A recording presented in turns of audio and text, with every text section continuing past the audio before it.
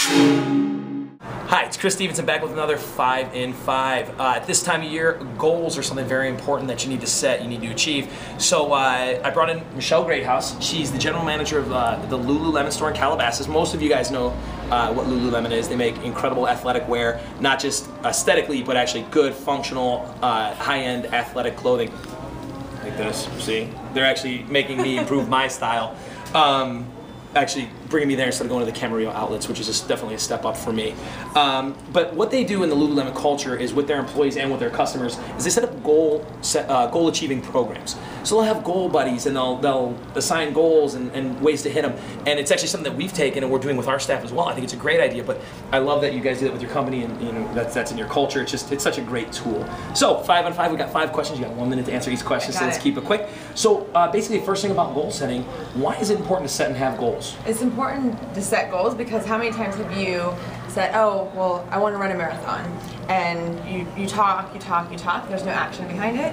So when you actually set a goal and write it down and share it with people, you hold not only yourself accountable, but you have other people holding you accountable too, and you're more likely to achieve those goals. So it doesn't become just a dream anymore. It's an actual goal set, and you know exactly what you need to do to get there. I think that's pretty important. A lot of us, we have all these things we talk about all the time wanting to do. Right. And I guess, setting it as a goal and then setting it up the right ways takes it from that want to actually getting it accomplished. And really questioning yourself, is it something you really want to do or not? Because if you write it down, you better really want it.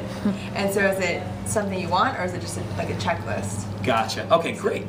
Question 2. How do you set a good goal? I might say, you know, hey, I want to be the starting quarterback for the Browns next year. Actually, that might be a realistic goal. I don't know. I'm a Browns fan, but they're not very good. But how do you make sure you set a goal that's realistic, that's achievable? How do you go? What's like the parameters for that? Well, one, you want to make sure that it's something that scares you a little bit and also excites you. So it should be something, like I said, you don't want it to be a checklist. It shouldn't be a to-do list. It shouldn't be something that sounds good or something else. It shouldn't be someone else's goal. It should be something that you really want to do, you're passionate about. And we call them SMART goals, so being specific, measurable, realistic, achievable, and timely. So give yourself a reasonable amount of time to achieve that.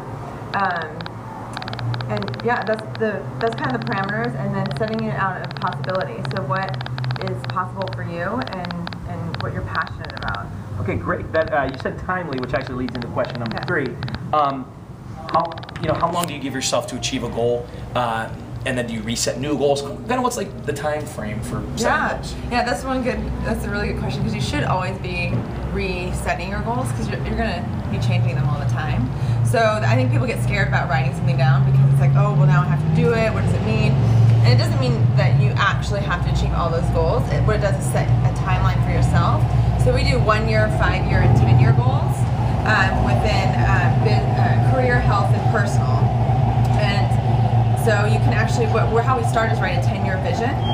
And you have 20 seconds. All right, write a 10-year vision and just journal what your life looks like in 10 years from now. And when you go back and read it, you'll literally see your goals pop out. If you really want that to be your life in 10 years, you're going to see what you need to do to get there. Gotcha. Okay, question 4. How do you hit them? I mean, it's one thing to say, I want to do A, I want to do B, I want to do C. Yeah. What are the actual tactics you put in there to make sure you get them? I would assume something goes into not just saying, I want to do this, and I'm going to do it. What are the actual tactics? Go.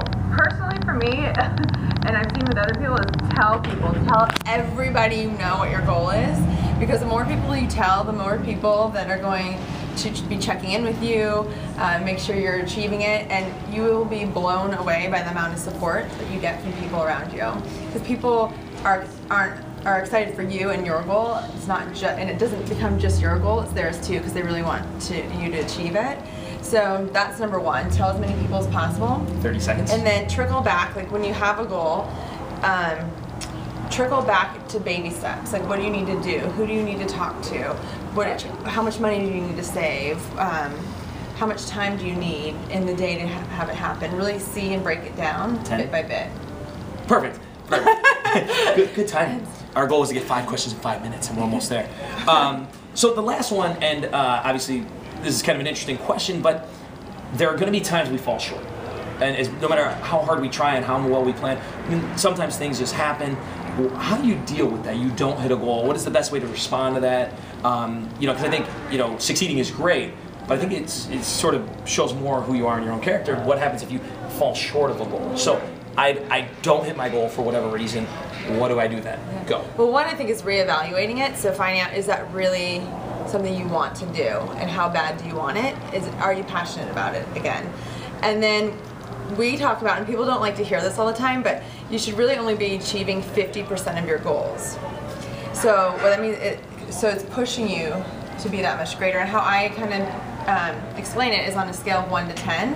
If you're setting a goal at a 10, where normally you would have set it at a 5, you might not get to the 10, but you'll probably get to 7 or 8, which is past the 5 where you would have gone if you didn't set that goal high enough.